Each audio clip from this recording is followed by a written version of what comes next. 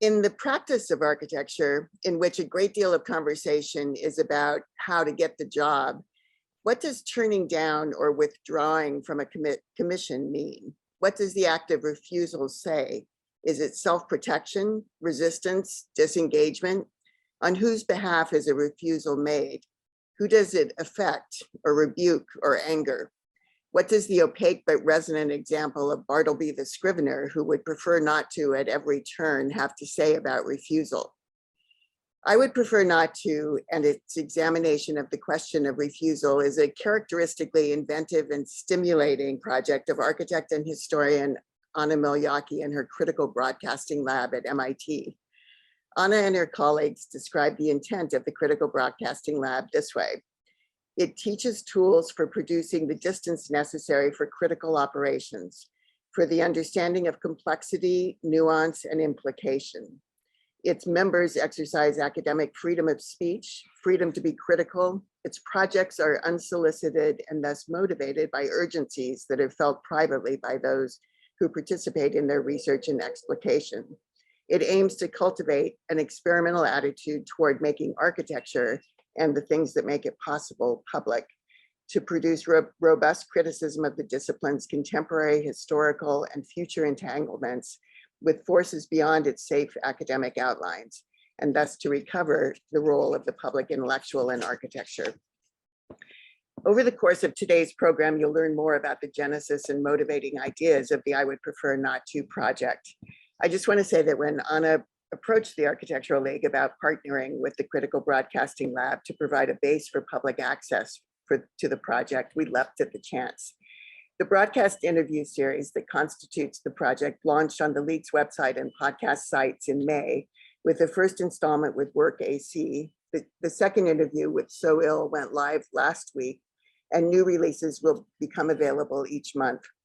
Major thank yous are due to Julian Geltman of the Critical Broadcasting Lab, who is Anna's colleague in creating the project and producing the interviews, and to Anne Carlisle, Sarah Wessler, Rafi Lehman, and Alicia Botero of the League staff for producing the web and social media platforms that provide access to the project. Now for a little biographical information about today's speakers. Ana Miljački is a critic, curator, and associate professor of architecture at Massachusetts Institute of Technology, where she teaches history, theory, and design. Her research interests range from the role of architecture and architects in Cold War era Eastern Europe, through the theories of postmodernism and late socialism, to politics of contemporary architectural production. Along with Eva Frank and Ashley Schaefer, Ana was part of the curatorial team of the US Pavilion at the 2014 Venice Architecture Biennale, where their project Office US critically examined the last century of US architectural offices. She curated and produced an exhibit on the role of copying and originality in architecture, fair use, with her students at MIT. The exhibition was presented under the title Unfair Use at the Center for Architecture in New York in late 2015. Her books include The Optimum Imperative, Czech Architecture for the Socialist Lifestyle, 1938 to 1968, and Terms of Appropriation, Modern Architecture and Global Exchange, which is a collection of historical essays with Amanda Reeser Lawrence. At the same time as producing all this, she's been very active with the Critical Broadcasting Lab, creating and producing projects, including Conversations on Care and See Us, Seesaw. Ana's going to discuss refusal and preferring not to with Mario Gooden and Paul Lewis. Mario is a cultural practice architect and director of Mario Gooden Studio, Architecture and Design. His practice engages the cultural landscape and the intersectionality of architecture, race, gender, sexuality, and technology, and his work manifests as architectural design, writing, research, and performance. Mario is interim director of the Master of Architecture program at the Graduate School of Architecture, Planning, and Preservation at Columbia. And he's also a research associate at the Visual Identities in Art and Design program at the University of Johannesburg in South Africa. And he's a founding board member of the Black Reconstruction Collective. Mario is the author of Dark Space, Architecture, Representation, Black Identity, as well as of many essays and articles on architecture, art, and cultural production. He is a vice president for architecture on the board of the Architectural League. Paul Lewis is a founding principal of LTL Architects and professor at the Princeton University School of Architecture, where he's taught since 2000. LTL's recent work includes Poster House, the Helen R. Walton Children's Enrichment Center, and a new residence hall at Carnegie Mellon University. Paul and his co-principals at LTL, Mark Suramaki and David Lewis, are co-authors of the best-selling book, Manual of Section, as well as monographs on their work.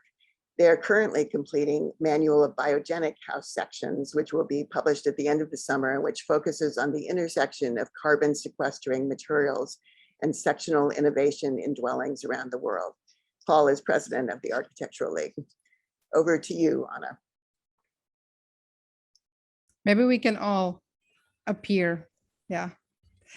Thank you, Rosalie, and everyone at the League for supporting this event, as well as the podcast series into existence. And thank you, Paul and Mario, for helping steward this institution and for agreeing to join me on the Zoom stage today. Hopefully it's fun for all of us. And thank you all on Zoom and maybe later on digital airwaves for tuning in. I'm super excited to have this chance to pull back the curtain a bit on the workings of the I Would Prefer Not To series, and to do that with Paul and Mario. As you might have read, I Would Prefer Not To is an oral history project conducted through audio interviews on the topic of perhaps the most important kind of refusal in architects' toolboxes, refusal of the Architectural Commission. The title itself, as Rosalie said, is borrowed from Melville's Brattleby the Scrivener, but it has had many lives in different corners of culture and slightly different interpretations. In this series, we refer to it or to its particular disposition and form of refusal in order to address and draw out into the public, for the record, decisions that architects make and which, because they are about non-engagement, stay hidden from the public scrutiny and history. Withdrawals of many kind, but certainly of this kind, tend not to leave paper trails and are not easy to examine or learn from. And yet, the lessons contained in architects' deliberations about and decisions not to engage are politically relevant and urgent. Decisions to not engage a commission or types of commissions or commissions with certain characteristics inevitably forfeit potential profit, placing other values above it, at least momentarily. So I'm excited to talk to you, Mario and Paul, both about some concrete examples that you are willing to share with us regarding your respective practices and how decisions about not taking or taking commissions have shaped their trajectories, but also more generally about this position of non-engagement and how we might think of it in the contemporary moment. So as you know, I was preparing to conduct one of the I Would Prefer Not To conversations, as I would for the recording for this occasion, but the most important and pleasurable thing about the conversation as a format for the production of discourse and knowledge is that, well, it can be steered and shaped live by all included. So as you know, we are curious to hear from you at what point a commission is not worth it, what kind of line gets drawn with the decision to forfeit the possibility of work, and how such decisions are made in your office or studio. But so I'm going to start by calling on you, and then I'm going to let you, take it places. So Paul, let's start with that one. What is the most memorable or important example of you preferring to say no to a potential or existing commission or mode of practice? Well, first of all, I want to kind of reiterate Rosalie's thanks to you for engaging in this Prefer Not To series. I think it's super fascinating. I've had the pleasure of listening to a number of the interviews, and I think they're super interesting for multiple reasons that I think we'll get into. Often because they allow people to talk about their work, not through a kind of an exuberance about what they've done, but a kind of the kind of things that occur that you don't often speak about, which also leads to some awkwardness in the conversation, which I have suspicion we're going to have some level of awkwardness in this. So to your question, in some respects, I was a little worried answering this one because our process for engaging projects at this point has gotten fairly boring. which is that we're involved in RFP processes. We've steered our practice in a way that most of our work is with cultural institutions, education, higher education, institutions, not-for-profit often, where the politics of the client, source of money, say the nature of the program, they're not mysteries. They tend to be fairly clear. And so our decision making is at some level more banal, more pragmatic, questions about the RFP process, et cetera. But to get to this stage, because I think, we're really kind of very pleased that we're in this stage, even though the RFP process has its problems. We did go through an early stage of channeling the office based on kind of certain level of refusal, which leads to probably our most kind of memorable prefer not to moment, which was a very fairly early on. We had gotten some recognition as a vanguard firm. We had, I think, built one or two projects, but we're mostly known for kind of innovative drawings and the kind of architecture played out within that realm. But we got a call from out of the blue from a private client who wanted us to renovate his Soho loft that he had just bought. And we checked, and it was the son of a very wealthy family, clearly had resources. And the program was really, on the one hand, a kind of seemingly ideal. It was relatively open-ended in terms of budget, and more importantly, it was open-ended in terms of what we were asked to do. We were asked to do whatever we wanted. It was free reign. We just had to transform this generic kind of white apartment into something spectacular that would allow this client to host basically parties. Essentially, it was an extension of his image through what we were going to give him. So this, we needed money. We have a practice that's not, funded by any kind of private wealth. We were young. We needed built commissions. We met, and I think the difficulty here was we knew that this was going to involve a huge amount of time. There was an expectation that we would drop everything and devote all of our energy and passion to this particular project. It was a relatively tight time frame, and it would mean everything would really go to this. And then the other problem that came up is that in our limited contact with a client, we realized that this client, who we didn't know personally, was actually fairly cruel to their assistant. And so even though they were quite pleasant to us because they were wooing us in a weird way,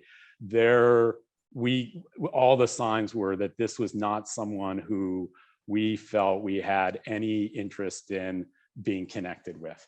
And we turned down the commission. It was actually a fairly easy decision, and it helped us frame a kind of model for how we made decisions in the early stages of the practice, which was really kind of, it can be summed up in a single sentence, which was, does the project allow for the design of spaces that enhance a collective? And this one didn't. It was for a private client. It was not, it allowed for the design of spaces. So there was an ambition from the standpoint of design, but it had no benefit beyond the personal aggrandizement of this one figure who we didn't actually think that we were going to see any eye to eye with. So did this decision influence what happened to the practice? Yeah. So this was the most concrete version of us kind of shifting away from doing apartments. So this was the most explicit version of that. And, as a young practice, how do you get work? You have to build. And so that led us shifting towards restaurants, right? Restaurants had a public agenda. They were fast, they were quick, but anybody could visit them within a certain kind of, you could at least walk in, right? They were on the kind of domain of the sidewalk. You can look in. So we turned down a number of smaller scale apartment renovations, knowing that we wanted to focus on projects that the work could be seen, could be part of a larger discourse. So yeah, this was the most explicit example of where there is money involved. We were really close. A lot of them are small projects, do you do them? But this one came with a certain amount of benefit. It ended up establishing a fairly clear line that we didn't want to cross. mean, I have a question. So that obviously directed you towards institutional work, right? The desirable work that you're now working on and doing. But for me, what's interesting is that all three members of LTL are participants in institutions, academic and civic, stewarding different sort of corners of the architectural landscape, let's say. And then the institutions are your key clients, institutions that are a lot like the institutions that you sort of participate in shepherding. And so I'm wondering how this sort of multiplication of relationships with institutions affects maybe the language that you have to speak with the institutions, or even how you navigate that, let's say, relationship as you work. Yeah, it's a really good question, and certainly we delight in working with academics as clients, right? There's stewardship of a kind of longer life of the built environment. It's very rare you get clients who own, build, inhabit, and care for their own buildings, right? And the mission is idealistic, the transmission and enhancement of knowledge, service of the greater good. I think, that there's a huge amount of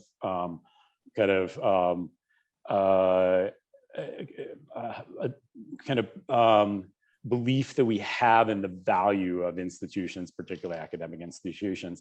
What I think that we kind of realized, and this comes from the kind of being in the positions of faculty, administrators, is that there are contradictions that often go unstated in academia, not the least of which is a friction between the desire for a kind of consensus.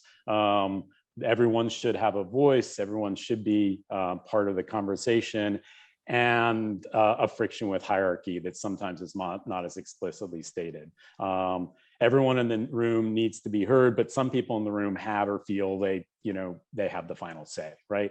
So that puts a kind of weird, and it's often not stated, right? The everyone has a say is stated, but often those are not, it hits a certain limit. So I think in being able to navigate that friction, recognizing that there is a desire to have collective discussion, using design and the visualization of that design to foster enthusiasm for what we would call a kind of beneficial compromise, but so that there's a sense that there's a trajectory where we're able to do both. We're able to work and get everyone involved in the conversation while also trying to find a way that decisions can be made with the hierarchies that are often not explicitly played out. That I think is one of the trickier balance. And also the other thing I should mention here is that the degree to which minor problems are major issues, and the kind of pettiness of academia plays itself out in building projects in fairly explicit ways. But so your own embeddedness in these institutions is useful, or? Yeah. No, it's very useful, mostly because we witness it from both sides of, from multiple arenas, right? As faculty, as administrators, and now as consultants, effectively, right? So, and I think that goes to what I would, good design is based on empathy, right? And so to be able to know those positions, to have been junior faculty, et cetera, it gives, I think, a much greater understanding, to have been students, to work with students, to know students' frustrations, and in that process. I think I'd like to believe gives us a way of approaching these projects that uses that empathy to good effect. I have one more question in my selection that is a bit of a blast from the past. So, your first book was called Opportunistic Architecture, and it seemed like a framework. At the time, I understood it as an attempt to say, or as a framework in which you're saying we're going to try and make architecture in the context, whatever context we are faced with and have to engage. It felt very sort of, important and of that moment. And so I have a couple of questions. Did you ever regret this framework? Do you still operate within this framework? or how has it changed? Yeah, it's a really good question. I mean, for us, opportunistic architecture was a way of working where design was foregrounded without necessarily making the issue of the image or the form of the project the priority, but to put the emphasis on the relationship between, you know, materials, budget, code, site, program, and that in a sense we would be forging spaces that would intensify the social dimensions of the space through those exchanges. So it was a way of working, but also a way of trying to intensify design's agency without always defaulting to form and image, right? So, and it allowed us to then make the arguments, you know, if you salvage things or you didn't demolish, that could be seen as a valuable design decision, right? So it was part of that opportunism. So I think we acknowledge that the opportunism gets associated with a kind of, you know, negative, you know, capitalism, when we were trying to spin that towards a more, you know, optimistic opportunism. If there is a regret, it's probably because that it's very hard to clarify this as an architectural project, right? And precisely maybe because it was not about image. It was a way of getting things done, foregrounding creative, you know, ideas. And I would say that we still work this way, but that we shifted towards a more specific emphasis, and this is really in the last couple of years, emphasis on the agency of materials, life cycles of materials, and that their role in this kind of opportunism is now at a much higher level, right? Carbon, plant-based materials, issues of carbon, I should say, and parallel focus on healthy, non-toxic, non-petrochemical materials. But I don't think you ever quite get away from past methodologies. You torque them and move them in different directions, and that's where we are now. That's a great place to switch to, Mario, for a second, but please think about answering how you make these decisions to take and not take commissions in your practice. I think especially with a kind of three-headed practice that also has a body, it would be interesting to think about that. But on the topic of transforming, with Mario, I'm wondering if there's a way in which you could describe a difference, if there was any, between what it meant to think about taking on and not taking on commissions through Huff and Gooden, and now the kind of emergence and establishment of the Gooden studio. Thanks, Anna, for that question, and thanks for this conversation this afternoon with you, Paul, and myself. Mario Gooden's studio, I guess, is what we're called now. Remains, I guess, committed to working in the public realm and to public architecture. I think similar to LTL, actually. And that's the way it was with Huff and Gooden when we first started 25 years ago. And actually, you know, Huff and Gooden began in Charleston in South Carolina. And neither Ray, my former partner, nor I were from any source of wealth. So, you know, at that time when we started, the way to get work was actually, you know, to do public RFPs. And we, similar to LTL, we worked on a number of higher education projects, cultural institutions, public schools, actually, which have actually become a bit more difficult to kind of do that in terms of public schools in New York. But I think, you know, in terms of thinking about the kind of work that we were doing then and the kind of work that I'm doing now, I mean, Huff and Gooden was I'll call that a firm in which both partners or principals, you know, were African American or Black. So right there from the bat, I think the way that we approached projects, we approached the profession, and particularly given that context of being in the, you know, in South Carolina, being in a, you know, even though it considered itself to be a kind of cosmopolitan place, it's still Charleston, you know. So the way that we approached our work and how we thought about what we were doing. And I won't say it was so much about refusal. We were just kind of very careful about the things that we wanted to pursue. So it was not so much turning things down, but really thinking about what we wanted to pursue. As my practice now has evolved to what it is now, to Mario Gooden Studio, I think that certainly remains the same, but perhaps what has changed is maybe the question of audience and the expansion of discourse within the work.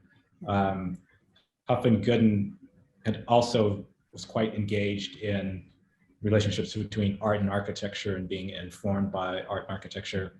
That remains. But now I would say, sometimes I think that I'm more interested in art than I'm in architecture. And so I'm fine with the work becoming much more blurry, the practice becoming much more blurry and, I suppose, transdisciplinary. So writing is a part of the practice, performance has become a part of the practice, filmmaking has become a part of the practice. Yes, I still love buildings, but buildings are, I can't believe I'm going to say this, maybe this is one of those awkward moments. Buildings aren't the end all and be all, because maybe so much building is what has gotten us into some of the problems that we're facing right now. Yeah. I don't think we edit this one out. I think this is an important statement, and maybe actually goes to the sort of question about what architecture allowed, or kinds of agencies that architecture allowed, and the kinds of agencies that this expanded practice has given you now. You can comment on that, but we can also go to the MoMA piece if you like. Well, I think that, my practice toggles between academia and sort of being here in the studio, sort of working. And so, the conversations that I'm having with students are also conversations I'm having here in the studio and vice versa. So that kind of expanded practice, things becoming more blurry, I also see happening in academia or happening, at Columbia. Maybe it's just Columbia, I'm not sure, but I see that happening at Columbia, and that kind of, as well, actually I would say 3 places: at Columbia, here in the studio, and then actually out in the art world. And so I'm kind of moving between those 3 quite often, and they are really informing each other. And so the artists that I am engaged with, they are also constructing practices that I would say are kind of blurry. My good friend Torquasi Dyson is not just a painter, but sculptor, performance artist, is doing multiple things now. And a number of artists, I think, are not seeking to kind of just be thought of as one thing now, but working across disciplines, if you will. Maybe let's now connect it back to Refusal. So your piece at MoMA in the Reconstructions show was titled The Refusal of Space.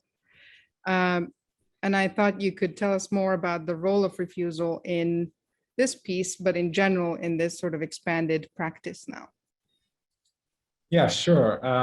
Yeah, thanks for asking about the refusal of space. I mean, in that exhibition and in that work, I guess refusal is addressed in a number of ways, probably 3 main ways, and then at different scales.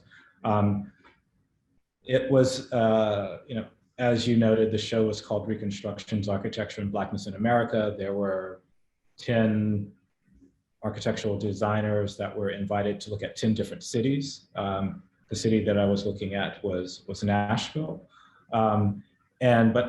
But more broadly, I mean, first there is refusal in terms of the ways in which African Americans, Black Americans, or Black people have been systematically denied the right to public space and public accommodations. So there's, I guess, that as a kind of beginning of thinking about refusal.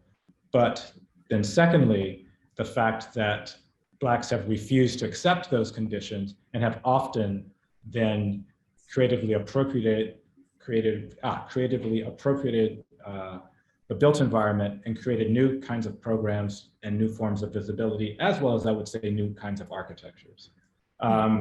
And then looking at Nashville itself, the piece was about, I suppose, two sets of events.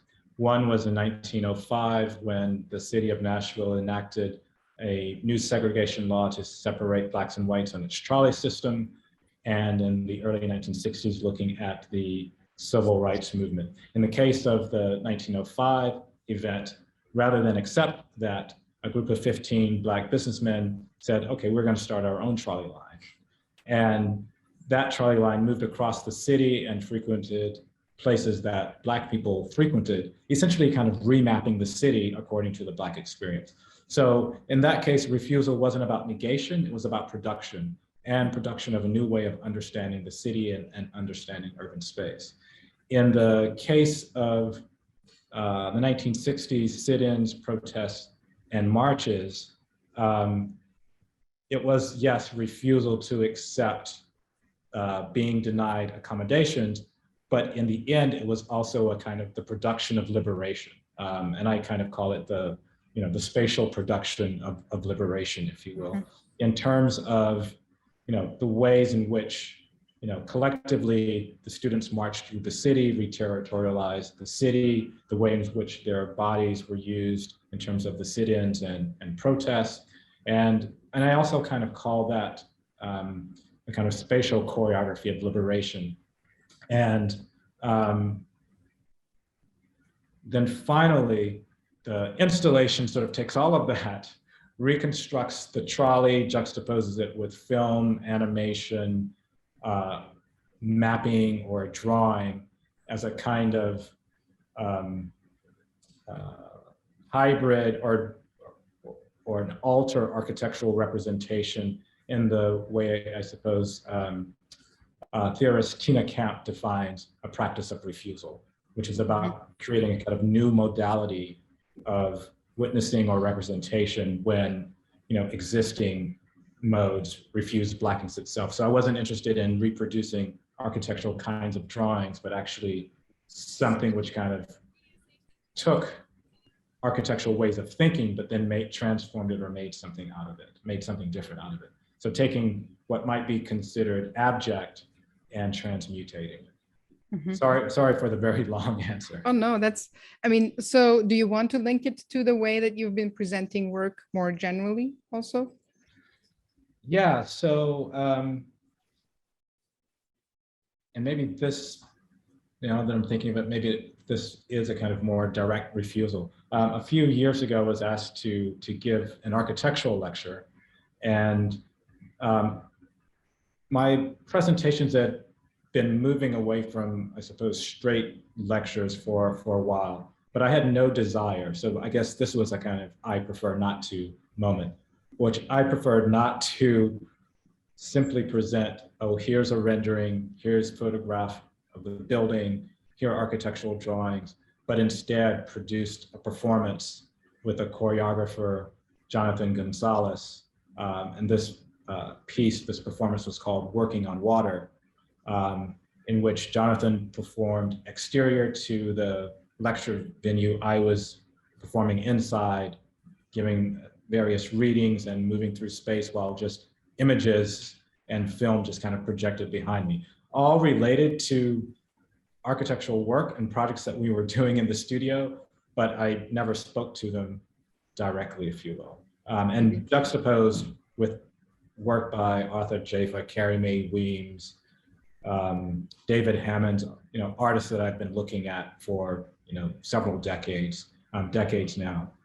So that began, I guess, this was maybe 3 or so years ago, really thinking about performance in architecture, and are there other ways of thinking about not only representing, but let's say manifesting architectural space, in a kind of presentation.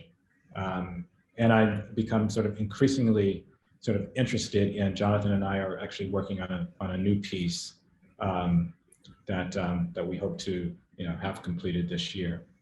That's called Black Holes Ain't So Black. maybe, do you want to go with this towards education? I mean, I'm interested what it, I mean, I understand from Comte and her talking about specific ways that refusal might apply to the realm of aesthetic production.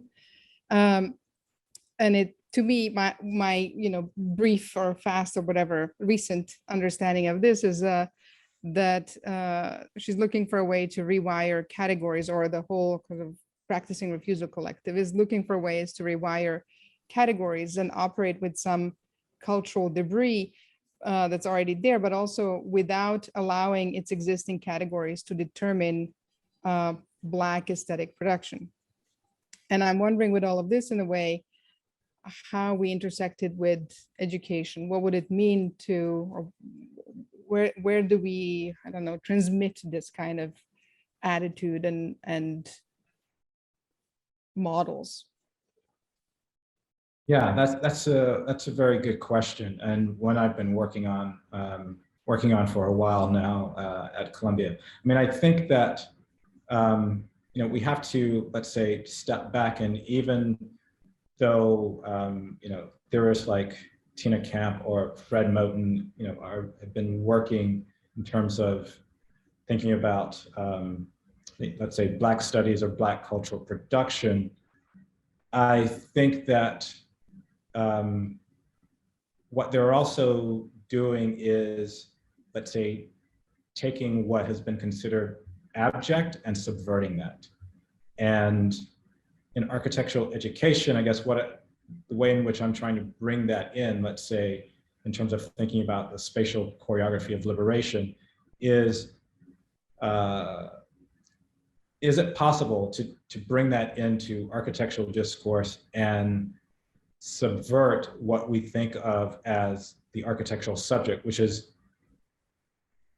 been thought of to be a kind of ideal, a universal subject, but was never sort of ideal or universal, but was European, male, able-bodied, and white.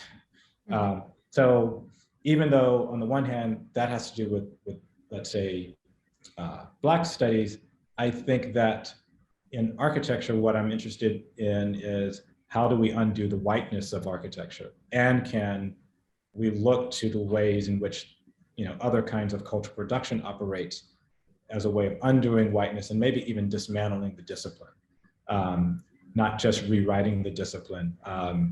And I mean, I think I could probably go on and on about that in terms of the whiteness of architecture, the whiteness of architectural history, and the work that's needed to undo that. But I think that there is much to learn from, not only Tina Camp, but I've also been interested in the work of Arthur Chaffa, and have brought AJ's work into my studio, the work of David Hammond.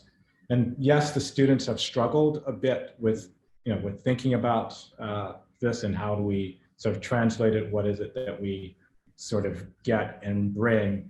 But I do think that it's opened up some really interesting conversations and work in which has led to the production of work in which none of us could have expected in really, really interesting ways.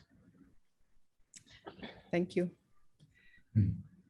I have more questions, but now you can, I'm opening this table so that you can direct some towards me if you want. Yeah, I mean, I'm kind of reflecting a little bit on, Mario mentioned that architecture, and I want to make sure I get, I don't misspeak here, but architecture is not always the kind of solution for things, right? It could in fact be part of the problem, if not a major part of the problem. So, and that kind of runs counter to a lot of basic assumptions of architectural education, profession, disciplinary. We can build our way out of our problem. If we can only get architects in the room, we can solve issues, et cetera, right? So there's a lot of tropes that have been based on that. If we can only get more design, if we can only get more architects, things would be better, right? And I'm curious in your conversations about this question, if I prefer not to, whether you've encountered similar apprehensions, anxiety about the current state of the discipline. Whether that, because it's one thing about to say, I prefer not to protect your own position within it, but whether there's a kind of larger critique of the discipline itself relative to the very problems that architecture produces. Yeah, I mean, I think, it has depended, or it has been different from conversation to conversation. Right now, we have 5 that are ready to go, and there was a warm-up version with some friends before. But I think for me, in order to get at this, the key thing about the series is that I'm asking a fairly simple question, perhaps like the way a historian might, or a journalist, to put something on the record that will hold on to or index the moment that we are inhabiting, but in such a way that the different interlocutors actually interpret the question differently to their ends, right? And so what you see, hopefully at the end, I think of it as an infinite oral history, though the League might not like that word. But in my mind, it's basically, it could keep going. We could keep recording architects on this topic, and both historically as we move and across different kinds of offices and individuals, we arrive at different stories. But so for me, what's important about this is that then we can compare these positions. And sometimes the question of preferring not to is indeed a private one. It's about protecting or thinking about the particular sort of disposition of the practice and definition of the practice.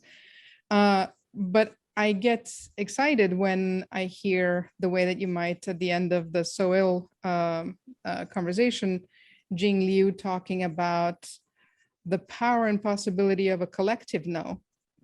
What would it mean to organize around a set of topics and socialize around a set of topics, such that the discipline and the profession begin to exert certain amount of pressure?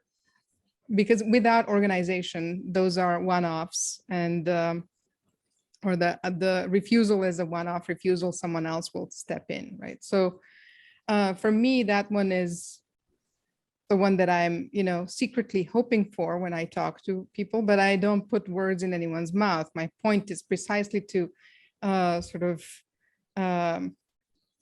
hear from others what they have to say in this context, and to enable a kind of position and a conversation out of these interviews. Do you see in that the discipline or the profession of architecture needs to have, a better ethical code as a result to frame and galvanize that collective response, that collective, no, we won't do that? Yeah, I mean, I find code difficult in this moment. I find a lot of things are being solved through code and policy at the moment. And maybe this is my particular view from the, the place I'm occupying in academia. But I think that we certainly need a culture of discussing and maybe of discussing moral, ethical, political questions collectively. And, I think those have those percolate in different places, but I think until they are culturally present and felt, no code is going to ensure them. On the other hand, I think, the kinds of things that the League has been doing, taking up a series of very important questions, like that to me is a really important platform from which to begin to galvanize. Or, for example, the in the Work AC conversation, Dan Wood talks about working with the New York AIA to draft the codes of conduct with respect to the building of prisons. So I do think those are important, and I think we cannot have too many platforms to arrive at things. But some of those questions, I'd say that we need to that I hope we can, that maybe in some small way these interviews can enable is, first of all, a kind of recognition that we are not alone in the field that we are trying to navigate as architects, and that we can organize around a set of issues. Yeah, I think it's interesting to think about, let's say, new modes of practice in terms of the collective, but also maybe even redefining the architect, because there's a certain assumption about what the who the architect is. Yep. I mentioned this to you, Ana and Paul, probably in an email, that I went back and reread Melville, and I have to say I was quite disturbed, you know, by Bartleby, and I mean, in his case, you know, I prefer not to. Well, he doesn't do anything, right? And what I find fascinating about Tina Camp's practicing refusal is that refusal is not negation. Refusal is actually production. So refusal is, let's say, refusal to be accepted on certain terms, and then remaking or producing something else. And, you know, so I wonder if the architect refuses, you know, engagement on certain terms, then what does the architect do? The architect doesn't stand still like Bartleby looking out at the dead wall. Yeah. But the architect has to then rethink who the architect is and then get to work. I mean, I totally, you know, I agree. So for me, I like the Bartleby quote because it sends us into many directions when we're having these conversations. And they allow us to I don't know, put forward different models in the end. None of these are sort of in the conversations, none of it is really black and white. They allow for a certain way of having to navigate, or they present certain models of behavior that I think are important. But you know, when Žižek reads Bartleby, he proposes that what he's doing is not engaging the terms of the system. And, you know, because of the turn of the phrase, this is sort of what he does. He doesn't say, I don't want to do it. He says, I would prefer not to do it. And that's sort of relevant for Žižek. But for me, what I think you're pointing to is the fact that, you know, even that story is based within a kind of world of a singular actor with respect to a system, and therefore might allow us to aestheticize and even celebrate a certain kind of resistance that actually is not productive. So that is definitely in the story, I think, is a possible way of reading it. But for me, I'm hoping that, you know, the collection of stories we assemble through the I would prefer not to will have different paths out of the kind of impasses that architects find themselves today.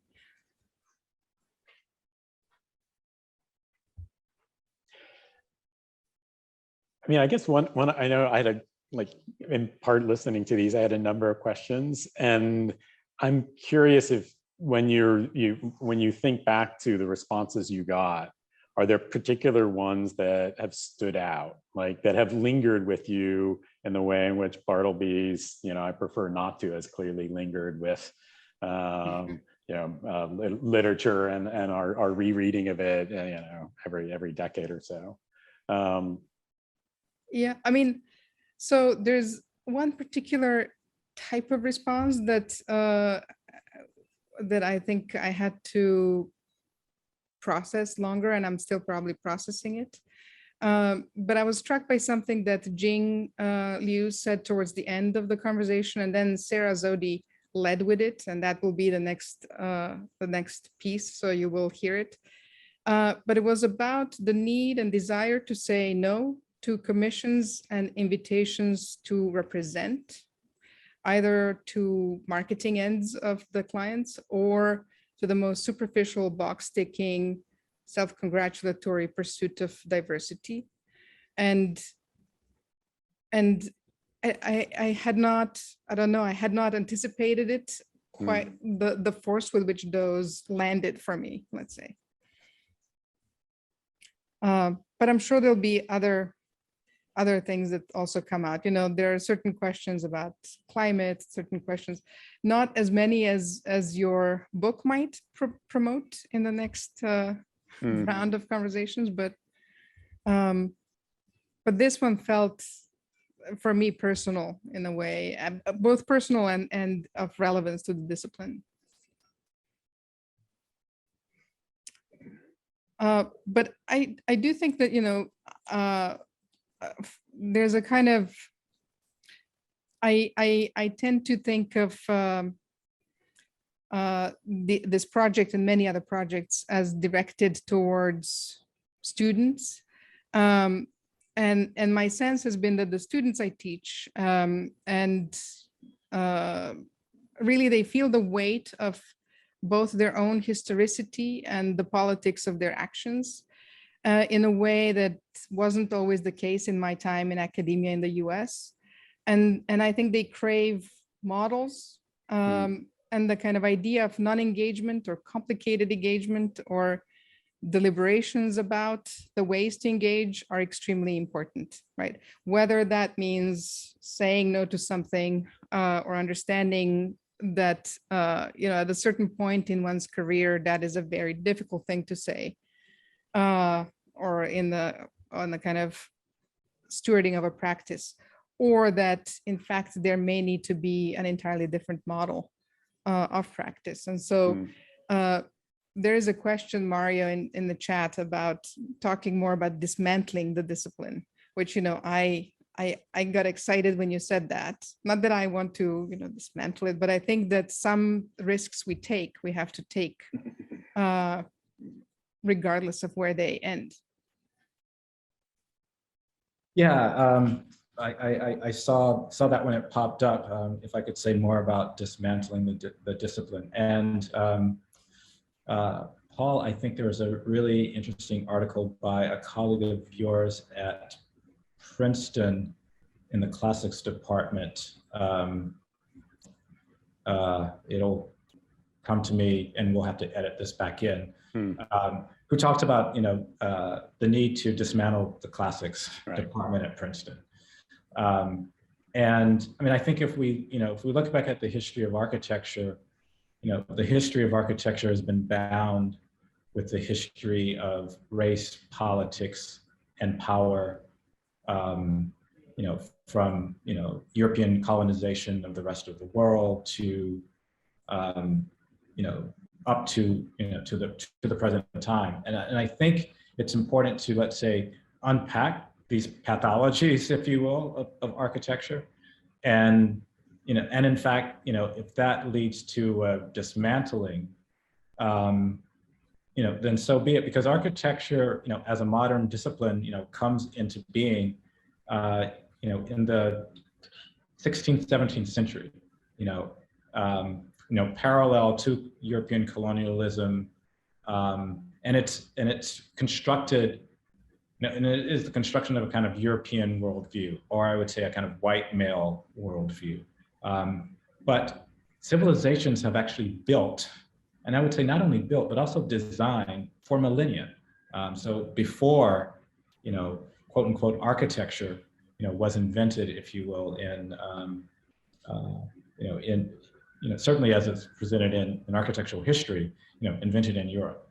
You know, so we go from, so we can actually step back and then think about the ways in which I would say whiteness is inscribed in architecture in terms of Vitruvius and the 10 books of architecture, and the way in which that subject gets inscribed in, you know, in thinking about the temple and theorizing architecture, to Corbusier's modular man, to you know, any number of different ways. And so I think the dismantling for me has to do with unlearning whiteness in architecture, dismantling whiteness in architecture, and also thinking about who that subject is, that it's not a universal subject, and also who is the architect. That we assume that the architect is, you know, is also a kind of universal subject, which for the most part is able-bodied, you know, usually male, has a certain kind of perspective. And the discipline is founded upon those principles. So that's why I think that we need to, perhaps dismantle the discipline. Yeah, and I wonder, there's another part of that question which goes to the difference between dismantling the discipline and dismantling the profession. And I note that, Ana, you specifically bring the issue of commission and money into the description of I prefer not to, that, that those things are tied together, right?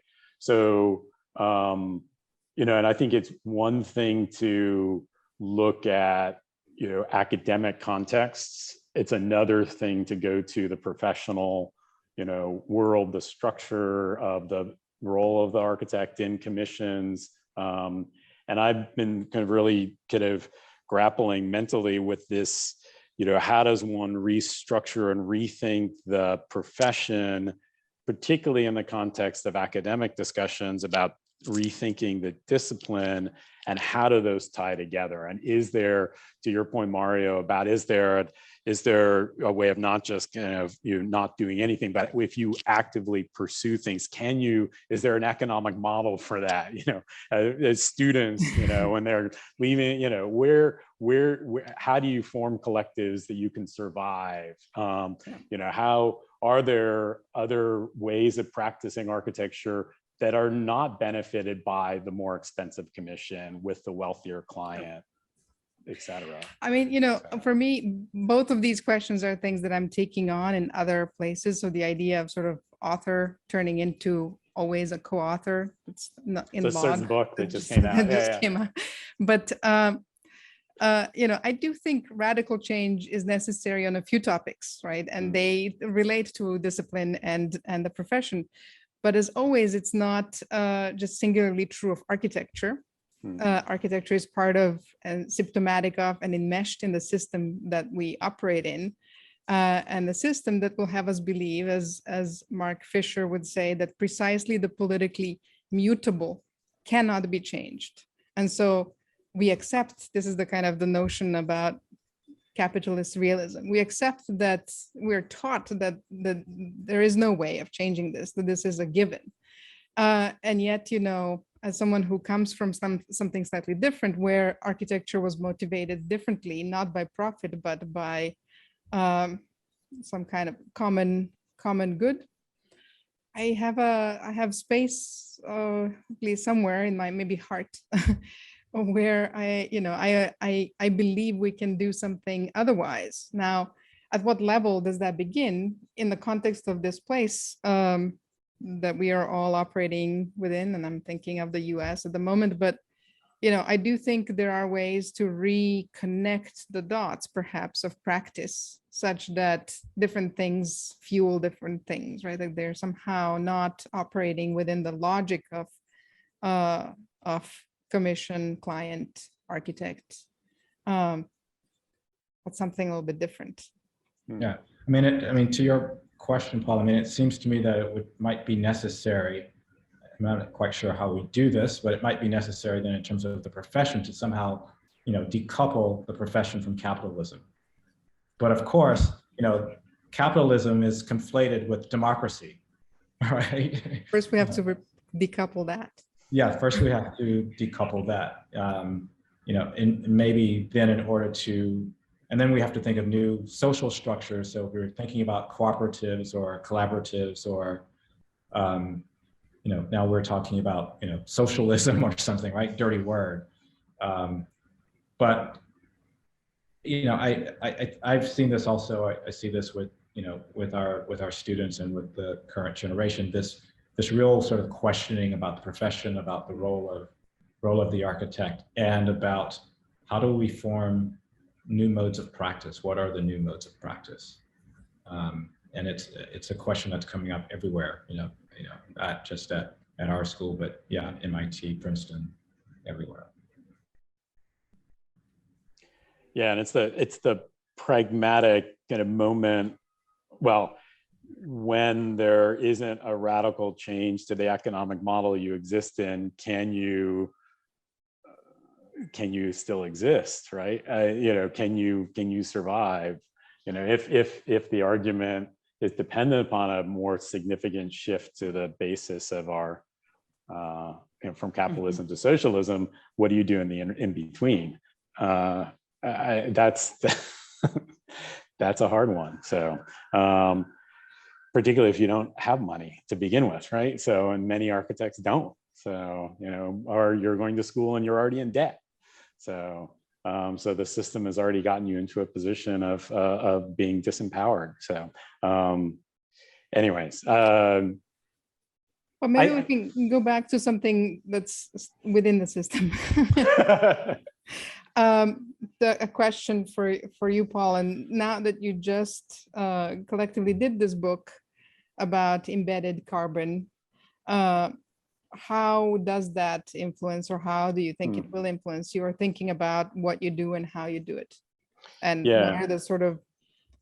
Yeah, it's been a pretty major shift in our practice that came as a result of just the reality of the alignment between embodied carbon and climate, right? So, and it also, in some way, we tend to be optimists. We tend to say, okay, what can you do in this context? And it did seem to be an opportunity to rethink the very materials that constitute the building in a very direct and creative way, and even the things that are overlooked relative to the building section. And I'm like very excited about insulation now, right? So things that don't have a necessary consequence on the image of the building, but are fundamental to the carbon calculations associated with the project. The difficulty, and this is just to point out a kind of an interesting paradox, is that we, built a practice on not doing residential work, and this book is about biogenic house sections. And I think that where we felt we could have agency in elevating the discourse of plant-based building, smaller scale, non-toxic, was through drawings, right? That making legible what others have done around the world in recent years. And in a strange way, houses are a site of experiment in which that larger buildings can't be. And so the book is focused on houses because it's a way to show built versions of building from hemp, bamboo, straw, et cetera. And to see these as actually optimistic, right, as a way forward.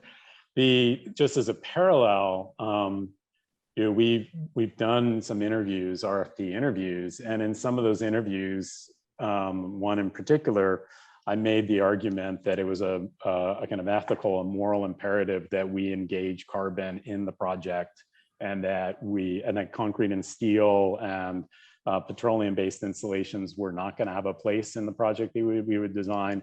And it was precisely because of those comments and the kind of, I think I may have been a little bit preachy when I said them. They were the reason we didn't get the project. So so there's I would argue that there's that among other reasons, there's a necessary shift in the very material basis of building that has to happen.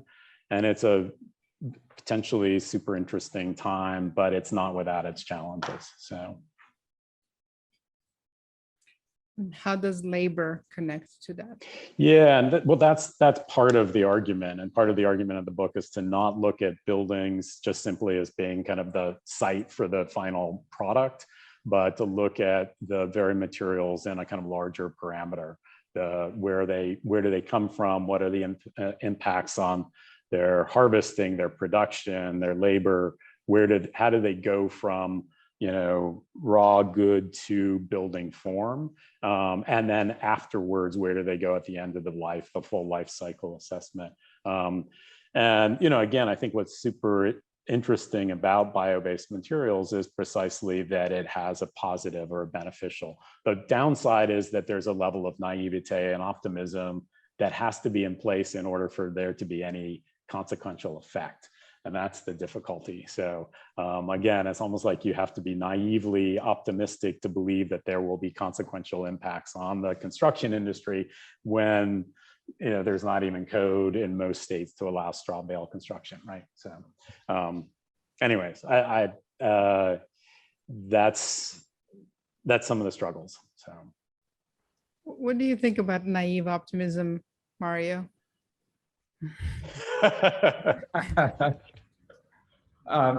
I think architects are full of naive optimism, right? I mean, the moment we put a pen down and make a line, it's like, oh yeah, we can build this, right? So, and I think that's a bit of that's necessary. I mean, that's how radical change happens, right? Otherwise, we would never try anything, because we would always be thinking about, well, what's the resistance that we're going to face? How do laws or codes have to change in order for us to be able to do this? So the naive optimism allows us to, I think, to be inventive, right? Mm-hmm. That's the only way to be inventive. And perhaps, without being preachy, so much architecture is no longer inventive, right? Invention has left architecture. Mm. So maybe we need more naive optimism. I mean, I have a different kind of optimism to offer from my own piece of biography. As you know, I come from Yugoslavia, a country that fell apart, and in which at least some members of my generation live with a profound understanding that things can always get worse. Mm.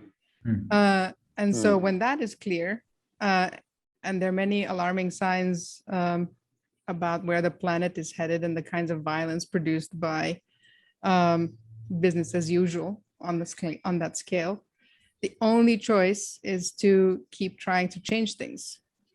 And if we don't somehow at least simulate the belief that change is possible, it won't be. So it's a slightly different kind of optimism. Maybe a Žižekian proposition again, to act today in such a way that it can become worthy history for the future you want to imagine.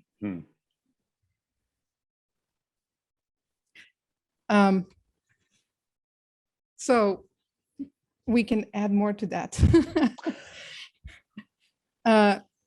Maybe before, so we're almost to at the point where we can talk about a few things that I think are here in the chat, if we'd like. But maybe I would like, maybe it would be useful for you both to say something about what you think the League's role is in some of these big conversations.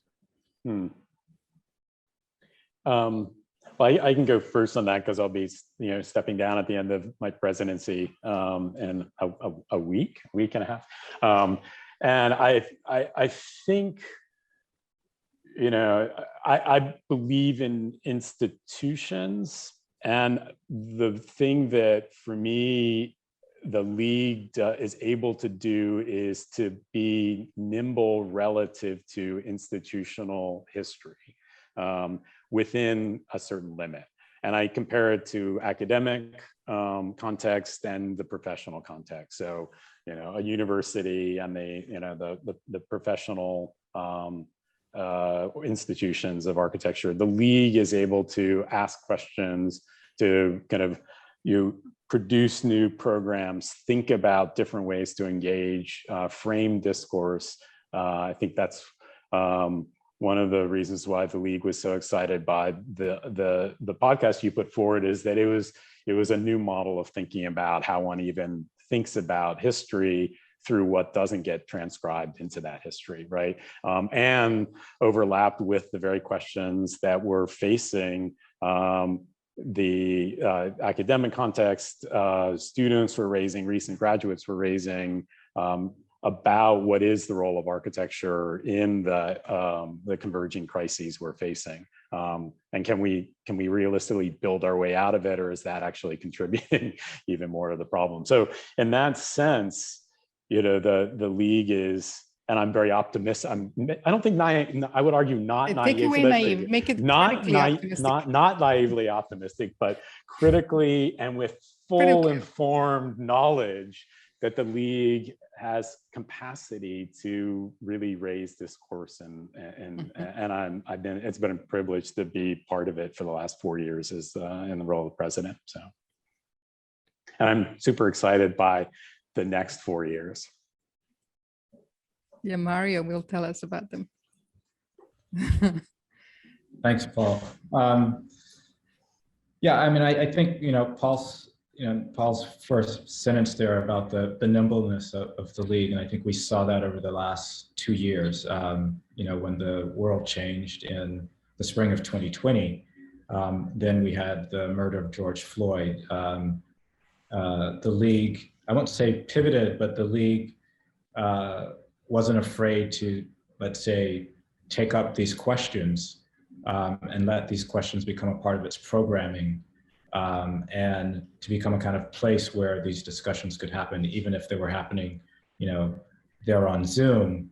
The league was becoming this kind of platform, and I think that going forward, that is certainly still the possibility for the league to be a platform for those questions, but also to be a platform to engage other organizations in those questions. Mm-hmm. So not just amongst ourselves and the membership of the league, but to, if you will, form collaborations with other organizations, particularly, I don't want to use the phrase startups, but the number of organizations that have been started by recent graduates, started by others, in the wake of 2020. What about the established organizations like NCARB? There's a question in here. Sorry that you may not want to go there, but there's something about sort of how new models of the architect might be legitimized, and how do we engage or think about institutions like NCARB and AB? I mean, I think, NCARB and NAAB, particularly NCARB, particularly NAAB, I would say that's really where the academy has to step up, right? That's really where the academy and disciplines have to step up. Why are we teaching professional practice the same way we've taught it for the last 30 years, answering the same points that the NAB visitors want to see? Do you teach this? Do you teach that? Do you teach this? Do you teach contracts like this? Do you teach that like that? What have you? And I think that's where we in academia have to push back, perhaps against the ways in which schools are accredited, or at least how they are accredited in terms of the kinds of questions or the criteria for accreditation. Because while there have been some adjustments that NAB has made, I think, if we're rethinking the discipline, we also have to rethink how we do things like accreditation, or what does it mean to be accredited, and what's the criteria for accreditation? I mean, I agree about academia and maybe not the league, but I do wonder if there's a way to talk about what are the relevant contemporary expertise of an architect, given both the kind of notion of expanded practice that you bring to the table, Mario, and also sort of depth of material and labor understanding that you bring to the table, Paul.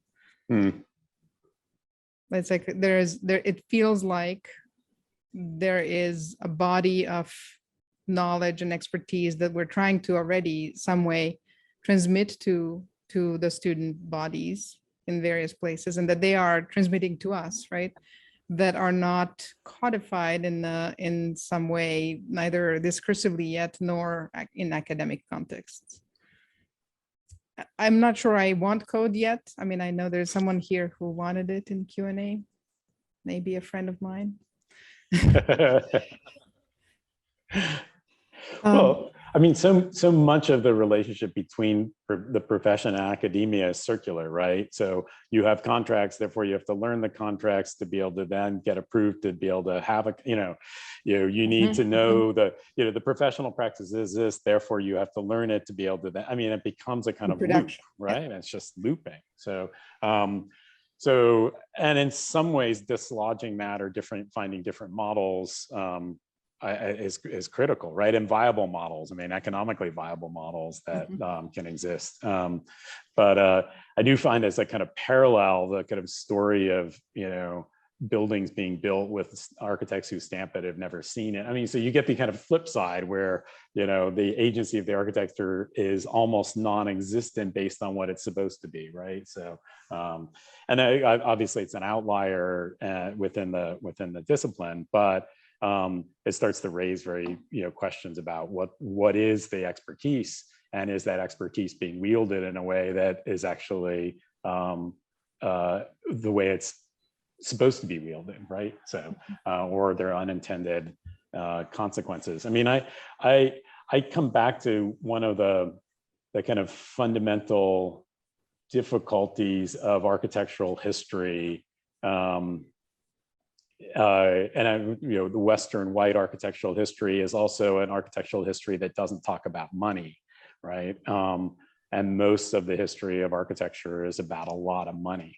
That goes unstated. Budgets are not put into history books, very rarely. And so that kind of question, and I don't think money plays a role in academia very much at all. And yet it's so kind of key to so many other decisions that get made, and power and relationships, that its absence in academia has always bothered me. So.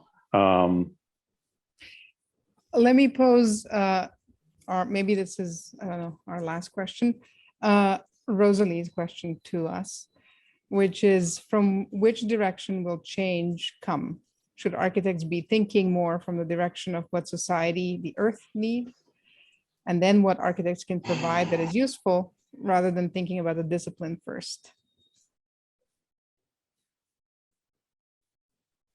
Well, I can answer that more specifically based on what decisions did we do, which is, I tend to think in terms of what effect can we have? Is there something that we can do? Is there a way that we can, you know, leverage our knowledge or our abilities that could have a consequence? And so that's why we spent 2 years and a lot of money that we won't see writing a book to make legible possible ways of thinking about buildings that are within the domain of what architects do, which is specify materials, right? So, so I'm very much a pragmatist within the realm of what is already there, but how do you shift it? So, but that's just because I want to know I don't want to stare at brick walls. So,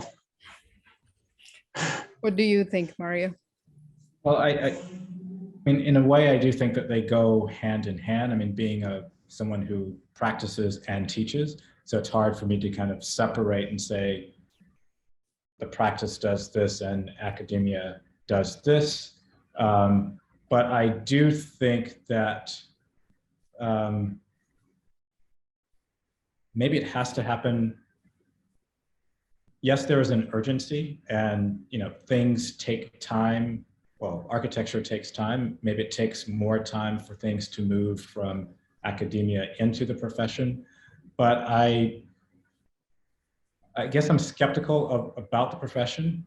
I mean, yes, the story that we saw in the Times might be an outlier in terms of someone stamping drawings for a 60-story building and never once seeing the building and never even really did the design. But to this question of money, I mean, the problem is money, right? I mean, that's capitalism run amok. And that's the architect having given away their agency. So I guess I'm a little bit leery of saying that it has to come from the profession first, because I'm not sure if I trust the profession. Wow, there's probably going to be a lot of response to that. But I'm not sure if I trust the profession. I perhaps trust our students more than I trust the architects out there. Can I, sorry, I'm Yes. uncomfortable being like behind there and not saying it. I didn't mean at all the profession versus the discipline. I meant society, human society, and the natural world and thinking not in the direction of what do we have to provide, but what is needed. I mean, it's changing, I guess, the subject of the question or the subjectivity of the question. Yeah, it was not at all a question about the profession, just to be clear. I mean, for me, the thing about the kind of notion about changing the discipline does bring us back to maybe the academic context or all contexts in which forms of, learning are happening, however organized or not. And there I do think, trusting the next generation, by far the most important thing. So the kinds of things we bring into those conversations that are about values that might reorient and rewire the discipline, I think will affect the profession at some point. But yes, what we have to bring as architects also really important, right? I mean, I don't know. Let's have one more sentence and then we can close the panel. Who's going to provide it?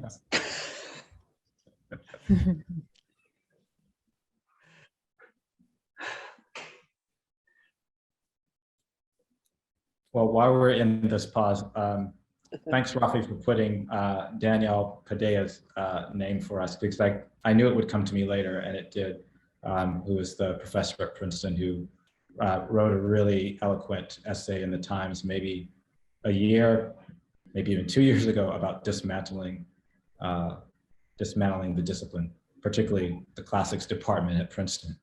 Yeah, I mean, I guess I think one of the things I find really interesting about the I prefer not to question is it has to be put in conjunction with I prefer to, right? So you're always doing both of those simultaneously.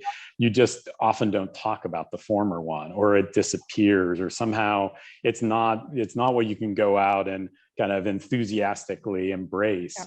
But to be able to do both of those together and then have one inform the other, I think that's what makes this collection of podcasts so fascinating.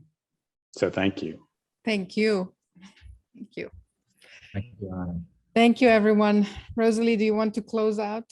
Yeah, just to say what an extremely stimulating and rich conversation. We will make the video available soon. And also, I think we'll do a transcript, because I think this is definitely a conversation that maybe one will want to think about multiple times. So thank you all very, very much for this. Thank you. Thank you all. Thank you. Thanks.